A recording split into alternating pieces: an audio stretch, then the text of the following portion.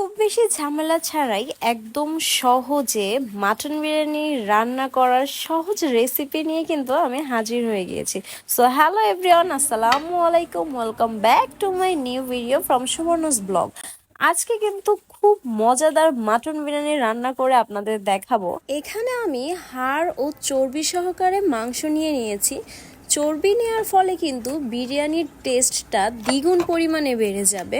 মাংসটা সুন্দর করে ক্লিন করে আমি নিয়ে নিয়েছি, কিন্তু এখন কিন্তু সব মশলা দিয়ে মাংসটা আমি সুন্দর করে ম্যারিনেট করে নিব। তো ফার্স্টেই দিয়ে দিচ্ছি লবঙ্গ, এলাচ, গোলমরিচ ও দারুচিনি।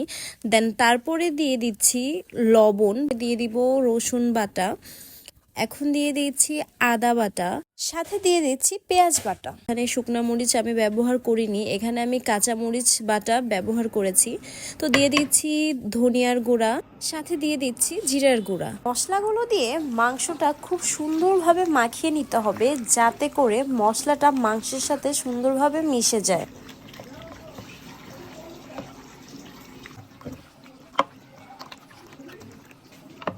মাটন বিরিয়ানি রান্নার জন্য খুব বেশি যেটা প্রয়োজন সেটা হচ্ছে বেরেস্তা বা ভাজা পেঁয়াজ। তাই আমি পেঁয়াজগুলো সুন্দর করে ছোট ছোট করে কেটে নিয়েছি। এখন এগুলো গরম তেলে সুন্দর করে ভেজে নিব।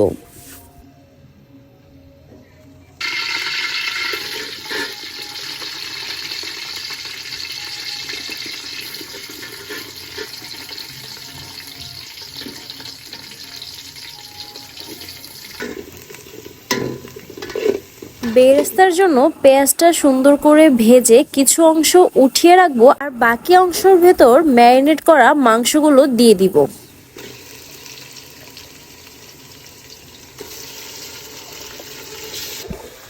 মাংসগুলো দেয়া শেষ। এখন ম্যারিনেট করা মাংসের সাথে ভাজা পেঁয়াজগুলো সুন্দরভাবে মিক্স করে নিতে হবে। আজকের মাটন বিরিয়ানিতে আমি বিরিয়ানির মশলা ব্যবহার করব, যার কারণে মাংসটা কষানোর পরে কিন্তু আমি বিরিয়ানি মশলাটা দিয়ে আবার ভালোভাবে কষিয়ে নিচ্ছি।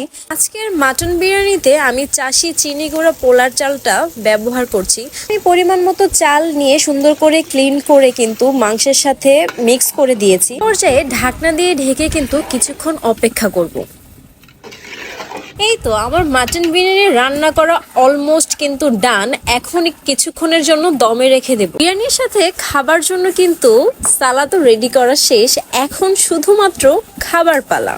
আগে থেকে বেরেস্তা করা পেঁয়াজ আমি বিরিয়ানিটির সাথে মিক্স করে দিয়েছি। দেখতেই পাচ্ছেন খাবারটা কিন্তু খুবই বেশি ইয়াম্মি হয়েছে। তো আর দেরি কেন, বাড়িতে কিন্তু খুব ছটফট বানিয়ে ফেলতে পারেন মাটন বিরিয়ানি খুব সহজেই। আজকের রেসিপিটা আপনাদের কাছে কেমন লেগেছে কমেন্টস করে জানাতে কিন্তু ভুলবেন না। আপনারা সবাই ভালো থাকবেন, সুস্থ থাকবেন। আল্লাহ হাফেজ।